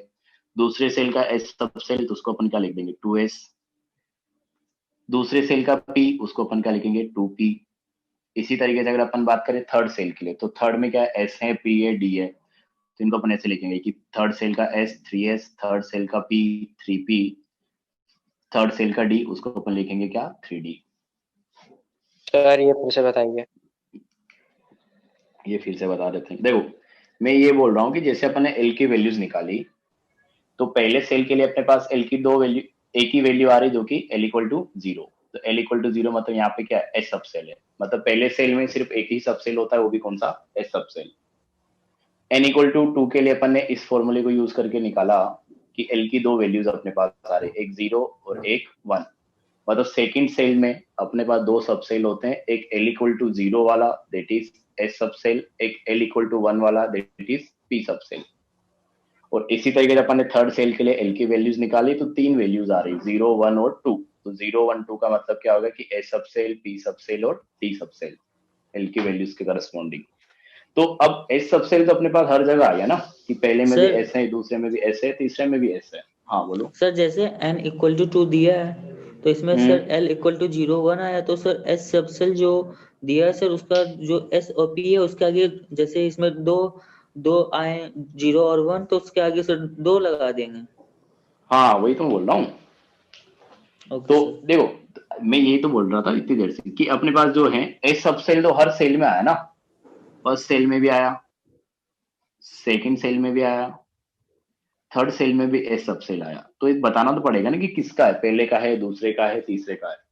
ये सबसेल क्या है सर? मतलब जैसे सबसेल हमें अगर रिप्रेजेंट करना तो उसे कैसे करेंगे सर? सबसेल यार मैंने लिखा तो था कि डेफिनेशन अपने लिखा कि सेम टाइप का जो इलेक्ट्रॉन क्लाउड है, सिमिलर शेप का इलेक्ट्रॉन क्लाउड। एक बार अपन पूरा पढ़ ले तब समझ में आएगा ये सारी चीजें। अभी अपने डेफिनेशन लिखा ना कि जो सेम शेप के एटॉमिक ऑर्बिटल्स हैं उनको अपन सबसेल बोल रहे हैं। तो सिमिलर शेप के जितने भी ऑर्बिटल रहेंगे उन सबको मिला के अपन क्या बोल रहे हैं, सबसेल बोल रहे हैं। तो अभी अपन आगे पढ़ेंगे कि एक सबसेल में कितने ऑर्बिटल है। क्या डिफरेंस है? 2s और 3s में सिर्फ इतना सा डिफरेंस है कि जो एनर्जी 2s लेवल। है, हाँ Yes, जो sir, 2s है ये सेकंड सेल का s है और ये जो 3s है थर्ड सेल का s है। तो जो सेकंड सेल का s रहेगा उसका एनर्जी अलग रहेगा, थर्ड सेल का जो s रहेगा उसका एनर्जी अलग रहेगा और रेडियस भी दोनों का अलग अलग रहेगा। तो ये थर्ड का difference ज्यादा है। रहेगा ना एनर्जी? हाँ वो ज्यादा कम अपन आगे देखेंगे, ज्यादा रहेगा वैसे तो। अभी समझ में आ गया? सर देख तो लिया सर, जिसका प्रिंसिपल क्वांटम हाँ नंबर वैसे ज्यादा है अपन उसकी ने, एनर्जी ज्यादा। हाँ वैसे भी बोल सकते हो, सही बोल रहे हो, हाँ देख लिया वैसे। हाँ तो ये समझ में आया कि अपने पास कि इस Yes, तरीके sir. से अपन सबसेल को रिप्रेजेंट करेंगे। तो एक और चीज यहाँ से तुमको समझ में आया होगा अगर तुमने ध्यान दिया होगा तो, कि जैसे अपने पास पहला सेल है तो उसमें सिर्फ एक सबसेल आ रहा है नंबर वाइज अगर अपन बात करें तो। दूसरा सेल है तो उसमें 2 सबसेल आ रहे हैं, तीसरा सेल है तो उसमें 3 सबसेल आ रहे हैं। मतलब मैं बोल सकता हूँ कि जो सेल नंबर रहेंगे उतने ही नंबर में अपने पास क्या रहेंगे, सबसेल भी रहेंगे। सबसेल्स। हाँ तो ये था अपने पास कि इस तरीके से अपन रिप्रेजेंट करेंगे। सर आप ये बता होगा रहे अपने थे पास कोई फायदा नहीं होता। क्या चीज, नंबर ऑफ, आप बोले बता नंबर आप बता रहे थे कि सबसेल सबसेल कहने के लिए होता है, क्या करने के लिए होता है? कहने के लिए आप बता रहे थे। अरे तो लेकिन अपने को ये सब पढ़ना पड़ेगा ना, अपने को इलेक्ट्रॉन का रिप्रेजेंटेशन करना है। चलो ठीक। वो अपन लास्ट में देखेंगे, उस पर मत जाओ अभी, अभी तुम पढ़ते जाओ जैसे पढ़ा रहे हैं। तो number of subshell in nth shell, कि किसी एनएच सेल में कितने सबसेल है उसकी अपने को बात करें तो अपने पास कितना जाएगा, एन के बराबर ही आ जाएगा। मतलब वही है कि फर्स्ट सेल है तो उसमें एक सबसेल है, सेकंड सेल में 2 सबसेल है, थर्ड में 3 सबसेल है, फोर्थ में 4 सबसेल रहेंगे। इस तरीके से अपने पास। सर यहाँ पे एन सेल का मतलब सर KLMN हुआ। हाँ एनएच सेल ना, मतलब कौन से नंबर वाले, किस नंबर के सेल की तुम बात कर रहे हो? एन क्या है? एन सेल नंबर ना। अरे जैसे अपन यहाँ पे तो देखा, पहला सेल था n इक्वल टू 1, उसमें कितने सबसेल आ रहा है, एक ही सबसेल आ रहा है क्योंकि l की सिर्फ एक वैल्यू आ रही है। दूसरा सेल है तो n इक्वल टू 2, तो उसमें 2 सबसेल आ रहा है अपने पास, 0 और 1। तीसरा अपने पास सेल है तो उसमें 3 l की वैल्यू आ रही है तो वहां पे 3 सबसेल है, SPD। तो जो सेल नंबर रहेगा उतना ही उसमें सबसेल का नंबर रहेगा, ये बोल रहा हूँ मैं। सर एक बार हाँ शेप ऑफ इलेक्ट्रॉन क्लाउड बता दीजिए सर, क्या है मतलब? और ये अपने वीडियो में क्या देखा था, वही तो देखा सर था, shape of electron cloud. Sir देखा था सर, एक बार बता सकते हैं? देखो इसका मतलब ये था, पहले ये लिख लिया अपन ने, अच्छा ठीक है वही बता रहे थे। तो जैसे अगर अपन बात कर रहे हैं कि shape of electron cloud, shape of electron cloud, तो देखो अपन ने बोला कि अपने पास सबसेल के हिसाब से अपन बात कर रहे हैं कि सबसेल अपने को क्या बता रहा है, एक पर्टिकुलर सबसेल इलेक्ट्रॉन क्लाउड के बारे में बता रहा है कि किस तरीके का इलेक्ट्रॉन क्लाउड बनेगा। तो SPD, ठीक है, इस तरीके के अपन ने 3 सबसेल लिखे। तो देखो अब एस सबसेल में जो ऑर्बिटल रहेंगे तो उस ऑर्बिटल के अंदर जो इलेक्ट्रॉन्स रहेंगे वो क्या करेंगे, स्पेरिकल इलेक्ट्रॉन क्लाउड बनाएंगे। स्पे टाइप का तुमको बनता हुआ दिखेगा। जितने भी इलेक्ट्रॉन एस सब सेल में प्रेजेंट है, तो उनके लिए स्फेरिकल क्लाउड आएगा। इसी तरीके जो पी में रहेगा उसके लिए कि पी सब सेल में जितने भी इलेक्ट्रॉन है वो सब इस तरीके का डंबल टाइप का इलेक्ट्रॉन क्लाउड बनाएंगे। और डी की अगर अपन बात करें, अच्छा इनका साइज भी होता है, इसका भी अपन आगे पढ़ेंगे कि एस का साइज कम होता है तो इसको थोड़ा छोटा बनाते हैं अपन, पी का साइज बड़ा होता है, डी का और बड़ा रहेगा तो उसको और बड़ा बनाना पड़ेगा। और डी की अगर अपन बात करें तो डी सब सेल जो होता है अपने पास, वो अपने पास डबल डंबल आ जाएगा। इसको एक मिनट, तो ये है अपने पास इस तरीके से। तो देखो ये है अपने पास कि एस सबसेल में जितने भी ऑर्बिटल रहेंगे ना, तो उन ऑर्बिटल्स के अंदर जो इलेक्ट्रॉन रहेंगे वो स्फेरिकल इलेक्ट्रॉन क्लाउड बनाएंगे। इसी तरीके से पी सबसेल के अंदर जितने भी ऑर्बिटल है, वैसे एक पी सबसेल में 3 ऑर्बिटल होते हैं जो अपन अभी मैग्नेटिक क्वांटम नंबर में पढ़ेंगे। तो उन तीनों ऑर्बिटल्स में जो इलेक्ट्रॉन्स रहेंगे वो इस तरीके का इलेक्ट्रॉन क्लाउड बनाएंगे, डंबल टाइप का। और डी सबसेल में जो रहेगा वो अपने पास इस तरीके से डबल डंबल टाइप का इलेक्ट्रॉन क्लाउड बनेगा। तो इलेक्ट्रॉन क्लाउड के शेप की अपन बात कर रहे हैं। सर हम ये पढ़ेंगे कि कैसे एक्सपेरिमेंट किए थे या कैसे मतलब टेस्ट किए थे जिससे ये पता चला हमें। हाँ यही तो पढ़ते हैं एटॉमिक स्ट्रक्चर में। एफ में मतलब एस में स्फेरिकल बोला तो सर एक्सक्यूज मी सर, इसकी रिकॉर्डिंग भेज दीजिएगा। क्या चीज? सर रिकॉर्डिंग भेज दीजिएगा इसकी। हाँ रिकॉर्डिंग तो भेजेंगे ही। तो ये है अपने पास, देखो सर देखो थोड़ा सा, हाँ बोलो सर। ये बताइए सर, इस शेप में सर न्यूक्लियस की पोजीशन क्या होगी सर? अरे न्यूक्लियस हमेशा सेंटर पे रहता है यार। तो सर सेंटर पे रहेगा तो सर इलेक्ट्रॉन न्यूक्लियस से एकदम चिपक के जाएंगे सर। अरे 3D में ना, चिपक के क्यों जाएगा यार? ऊपर से नहीं निकल सकता क्या उसके? सर ऐसे सर 5 है ना, तो सर पांचों में सर डी वाले में अगर देखें तो सर ऐसे आएगा सर। कैसे आएगा? अरे ये स्फेयर है पूरा, मतलब 3 डायमेंशनल स्फेयर है, सॉरी 3 डायमेंशनल है वो क्लाउड। सर ये तीनों सबशेल साथ में एग्जिस्ट कैसे करेंगे? तीनों सबसेल हाँ अलग अलग एक्सिस पे होते हैं वो, उसकी अपन आगे बात करेंगे। एफ का काम एक एक्स के अलोंग रहेगा तो एक पी के अलोंग रहेगा, एक डी के अलोंग रहेगा। सर कोई अगर वीडियो मिले जिसमें न्यूक्लियस की पोजीशन दिखा दे तो भेज दीजिएगा।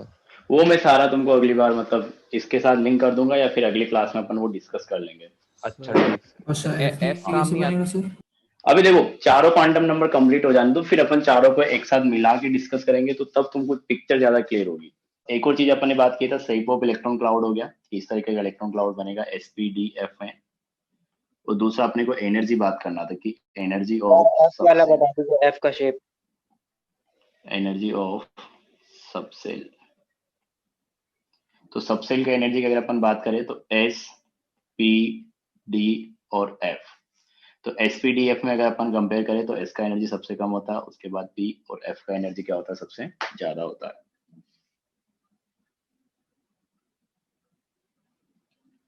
इस तरीके से अपने पास आ जाएगा। ठीक है। तो एक नोट और डालो इसमें, 1-2 पॉइंट और लिखने अपन कि जैसे कि अपने पास number of orbitals in a subshell, number of orbitals in a subshell की एक सबसेल में अगर अपन ऑर्बिटल की बात करें तो एक सबसेल में कितना ऑर्बिटल रहेंगे? तो देखो अपन सबसेल को L से रिप्रेजेंट कर रहे हैं, तो उसमें अपने पास नंबर ऑफ ऑर्बिटल्स अगर अपने को निकालना है तो फॉर्मूला अपने पास रहेगा 2 × L+1 कि जिस सबसेल की अपन बात कर रहे हैं उसके लिए L की वैल्यू कितनी है उसको 2 से मल्टीप्लाई करो +1 कर दो।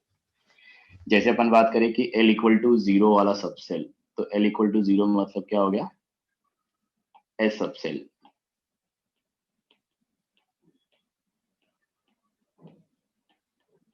तो S सबसेल में कितने ऑर्बिटल रहेंगे इसकी अगर अपन बात करें तो L = 0 यहाँ पे पुट करोगे तो कितने ऑर्बिटल आएंगे अपने पास?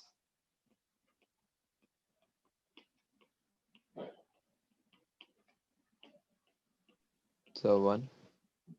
हाँ कि L इक्वल टू अगर 0 रख दोगे तो 2 इंटू 0 प्लस 1 मतलब ये सर अपने ऑड पास क्या हो नंबर गया, होता है सर 1 1 हो गया। 3 5। हाँ ओड नंबर में आएगा वो, तो 2L प्लस 1 ओड नंबर को बताता है यार। मैं तो पढ़ते होंगे ना तुम 2N प्लस 1 सीरीज जो बनाते हैं यस सर यस। हाँ, तो L इक्वल टू 1 की अगर अपन बात करें तो ये अपने पास क्या हो गया, S के बाद आ जाएगा L इक्वल टू 1 के लिए P सब सेल। तो इसी तरीके तुमको ध्यान भी रखना S P D F ऐसे। तो यहाँ पे अगर तुम करोगे 2 इंटू 1 प्लस 1 तो ये अपने पास कितने हो जाएंगे, 3 ऑर्बिटल। इसी तरीके से अगर अपन बात करें L इक्वल टू 2 तो ये अपने पास क्या हो जाएगा, D सब cell.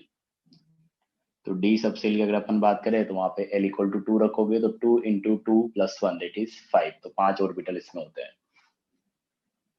L equal to 3 that is अपने पास F सब सेल। तो F सब सेल में अगर अपन बात करें तो F सब सेल में अपने पास क्या आ जाएंगे, 7, वही करोगे 2 इंटू 3 प्लस 1। अब देखो इसका मतलब क्या होगा कि जैसे अपन S सब सेल बोल रहे हैं तो उसमें अपने पास मतलब एक ऐसा इलेक्ट्रॉन क्लाउड है जो कि क्या है, स्पेरिकल है। P सब सेल की अपन बात कर रहे हैं उसका मतलब है कि 3 ऐसे इलेक्ट्रॉन क्लाउड है, उसी इलेक्ट्रॉन क्लाउड को तो अपन क्या बोल रहे हैं, ऑर्बिटल। तो 3 अपने पास ऐसे इलेक्ट्रॉन क्लाउड है जिनका शेप भी सिमिलर है, एनर्जी भी उसके अंदर जो इलेक्ट्रॉन उसका सिमिलर है। तो उन तीनों को मिला के अपन क्या बोल रहे हैं, एक सब सेल बोल दे रहे हैं, जो कि शेप में क्या रहेगा, डम्बल रहेगा। इसी तरीके से अगर अपन बात करें डी सब सेल, तो डी सब सेल मतलब अपने पास ये कि 5 अपने पास ऐसा इलेक्ट्रॉन क्लाउड आ रहा है एटम के अंदर, या 5 ऐसे ऑर्बिटल आ रहे हैं जिनका एनर्जी शेप सब कुछ क्या है, सिमिलर है। तो उन 5 को मिला के अपन क्या बोल दे रहे हैं, डी सब सेल। एफ की अगर अपन बात करें तो सेम चीज बोलेंगे अपन कि अपन ने पास एटम में 7 ऐसे इलेक्ट्रॉन क्लाउड है जो साइज में सिमिलर है और शेप भी सिमिलर है, और जो उनके अंदर इलेक्ट्रॉन है उनका एनर्जी क्या है, सेम है। तो ये सब सेल का मतलब है कि सेम शेप का और सेम एनर्जी का जो इलेक्ट्रॉन क्लाउड है उन सबको मिला के अपन एक सब सेल बोल दे रहे हैं। तो ये है अपने पास ऑर्बिटल्स का नंबर अपन निकालेंगे तो इस तरीके से अपने पास आ जाएगा कि ए सब सेल में एक ऑर्बिटल है, पी में अपने पास 3 है, डी में अपने पास 5 है, एफ में अपने पास 7 है।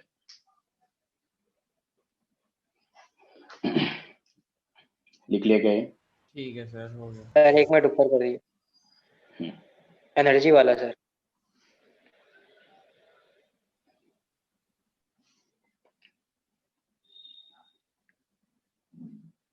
लेकिन वो टेबल सा दिखाइए एसपीडीएफ वाली जिसमें 7 हो।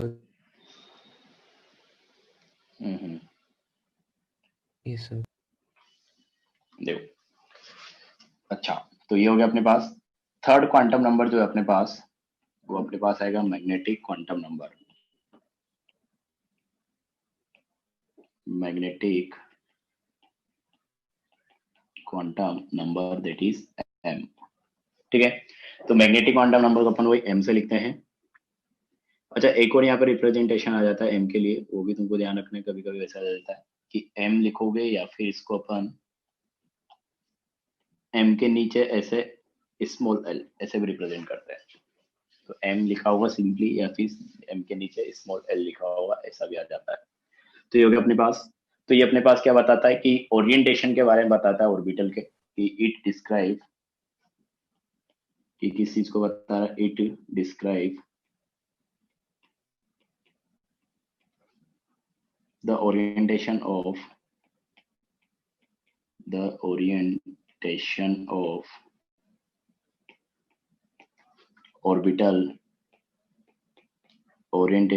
ऑर्बिटल इन स्पेस,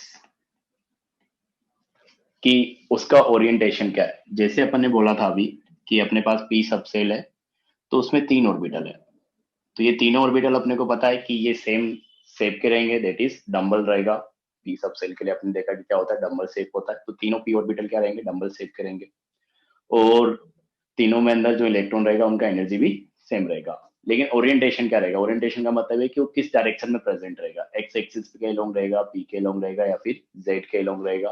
मतलब एक्सिस के हिसाब से अपन बात कर रहे हैं। तो सर एक बार 1 और 2 पॉइंट रिपीट कर दिया सर, डिस्कनेक्ट हो गए थे जी सर। 1 और 2 पॉइंट। हाँ, तो ये देखो मैं ये बोल रहा हूँ कि अपने पास जो मैग्नेटिक क्वांटम नंबर है उसको अपन स्मॉल m से रिप्रेजेंट करते हैं। तो या तो इसको स्मॉल m रिप्रेजेंटेशन देंगे या फिर ml करके ऐसा रिप्रेजेंटेशन देंगे। ये किसके बारे में बताता है? ऑर्बिटल्स के बारे में बताता है, ये अपन स्टार्टिंग में बोल चुके हैं। तो देखो, it describe the orientation of orbital in a space या orientation of orbitals in a space. तो जो एक सबसेल के अंदर ऑर्बिटल्स होते हैं ना, उनके ओरिएंटेशन के बारे में बताता है। तो जैसे मैं ये बोल रहा था कि जैसे अपन ने यहाँ पे निकाला कि अपने पास p सबसेल है, तो इस p सबसेल में अपने पास 3 ऑर्बिटल है। तो p सबसेल में अगर अपने पास 3 ऑर्बिटल हैं, तो इसका अपने पास मतलब ये हुआ कि p सबसेल में ऐसे 3 इलेक्ट्रॉन क्लाउड बन रहा है या 3 ऐसे अपने पास इलेक्ट्रॉन क्लाउड या ऑर्बिटल प्रेजेंट है जिनका क्या है, शेप सिमिलर है। दैट इज p की बात कर रहे हैं तो अपने पास क्या रहेगा, डम्बल रहेगा, और उसमें जो इलेक्ट्रॉन्स प्रेजेंट है उनका एनर्जी भी सेम है। लेकिन अपन ओरिएंटेशन का बात कर रहे हैं कि जो अपने पास ये 3 ऑर्बिटल है ना, ये तीनों ऑर्बिटल, जैसे किसी ने डाउट पूछा था कि एक दूसरे के ऊपर तो नहीं रहेंगे, तो ये अलग अलग डायरेक्शन में होते हैं। तो उसी डायरेक्शन की अपने को बात करनी कि कौन सा किस डायरेक्शन में प्रेजेंट है। तो मतलब पॉजिटिव नेगेटिव है? नहीं, एक्स वाई जेड के हिसाब से। सर ये वो है ना जिसमें minus L till positive L होता है, ये वही है ना? हाँ हाँ वही है। तो देखो, जैसे अपन बोल रहे हैं कि एक पी सबसेल है, तो एक पी सबसेल में अपने पास 3 ऑर्बिटल है।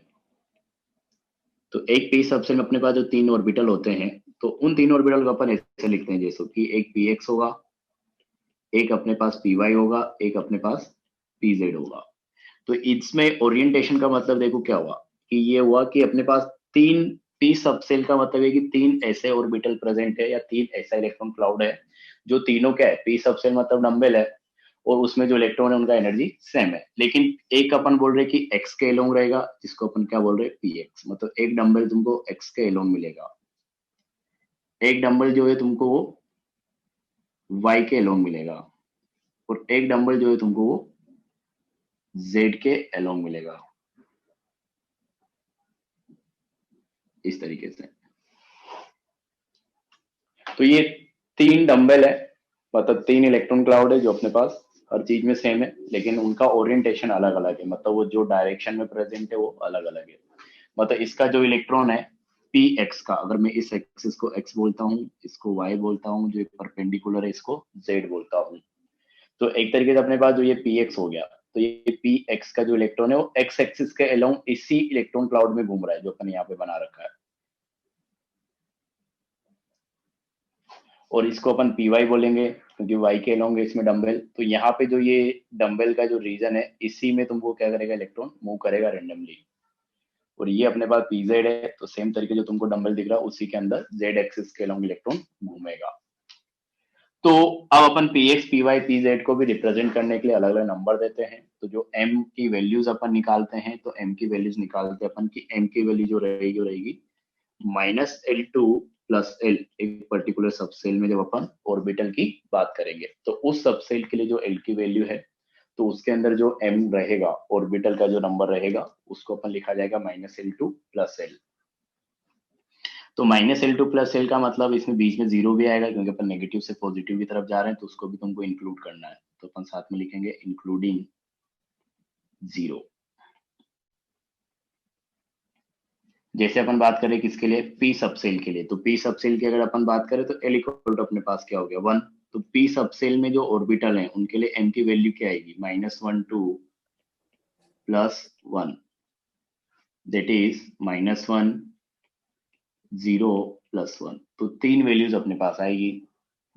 तो अपन ये देखा भी था कि अपने पास जो p सबसेल होता है that is L equal to 1, उसमें अपने पास 3 ऑर्बिटल होते हैं, 3 ऑर्बिटल के लिए 3 m की वैल्यूज आ रही है अपने पास, दैट इज -1 0 और +1।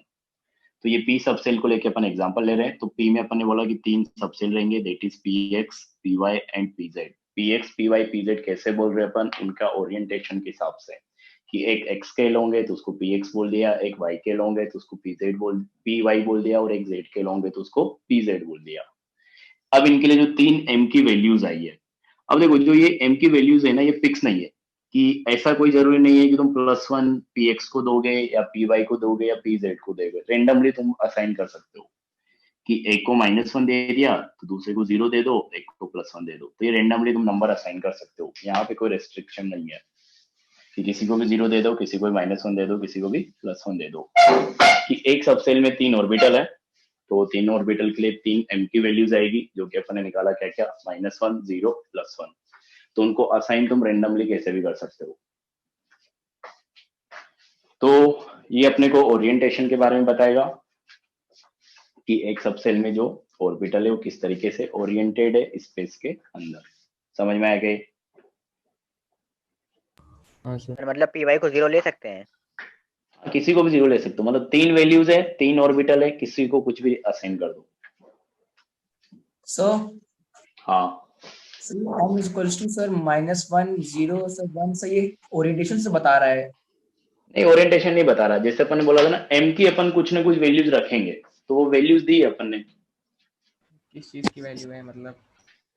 अरे जैसे अपन ने बोला था ना कि हर चीज के लिए अपन एक नंबर असाइन कर रहे हैं, जैसे अपने ऑर्बिटल है तो उसको भी अपन बोल रहे हैं ना कि अपने पास एक मैग्नेटिक क्वांटम नंबर है, तो 3 ऑर्बिटल है तो तीनों को अपने को कुछ ना कुछ नंबर देना है, तो एक को -1 दिया है, एक को 0 दिया है, एक को +1 दिया है।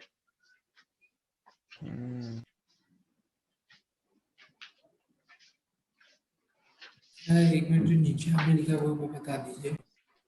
नीचे तो अपन ने m की वैल्यूज निकाला है कि अगर अपने को m की वैल्यूज निकालनी है तो m की वैल्यूज होगी अपने पास -L2 लेके +L इंक्लूडिंग 0, कि एक सबसेल के अंदर जो ऑर्बिटल्स है उनके लिए अगर m की वैल्यू फाइंड करनी है तो अपन यहाँ से निकालेंगे -L2 +L। तो देखो अपन जहाँ वैसे रहे, सबसे पहले अपने प्रिंसिपल क्वांटम नंबर देखा जिसमें अपन ने क्या कर रहा है सर, मतलब क्या है क्या m? अरे m यही तो बताया कि जैसे अपने पास p सबसेल है तो इस p सबसेल में 3 ऑर्बिटल थे, px, py, pz, तो तीनों ऑर्बिटल को अपन नंबर दे रहे हैं ना यार, एक के लिए -1 है, एक के लिए 0 है, एक के लिए +1 है। जैसे अपने पास -1 क्या है सर, मतलब px -1 नहीं, ऐसा कुछ सिग्निफिकेंस नहीं है। जैसे अपन सेल को क्या दे रहे थे, 1 2 3 सिंबल में अपन क्या दे रहे थे, KLM दे रहे थे, ABCD से अपन स्टार्ट नहीं किया, K से स्टार्ट कर दिया। वैसे यहाँ पे भी अपन इसी तरीके से दे रहे हैं कि किसी को -1 दे दिया, किसी को 0 दे दिया, किसी को +1 दे दिया। ओके समझ गया। हाँ, अब हर जगह वो 1 2 3 नहीं करना चाह रहा होगा, इसलिए उसने इस तरीके से कर दिया कि -1 माइनस को भी इंक्लूड कर लो, प्लस को भी इंक्लूड कर लो, बस सिंपली नंबर दे रहे हैं बस, और कुछ नहीं। तो ये है अपने पास, देखो तो ये अपन इस तरीके से अपन m की वैल्यूज निकालेंगे, और m अपने पास सॉरी मैग्नेटिक क्वांटम नंबर अपने को क्या बताता है, ओरिएंटेशन बताता है स्पेस में ऑर्बिटल का, कि किस डायरेक्शन में पर्टिकुलर ऑर्बिटल प्रेजेंट है। अच्छा, तो अपन ने बोला कि अपने पास एक सबसेल के अंदर जो ऑर्बिटल रहेंगी उसके लिए m की वैल्यूज ऐसे निकाली जाएगी। तो अगर यहाँ पे देखो तो टोटल जो वैल्यूज आएगी ना अपने पास,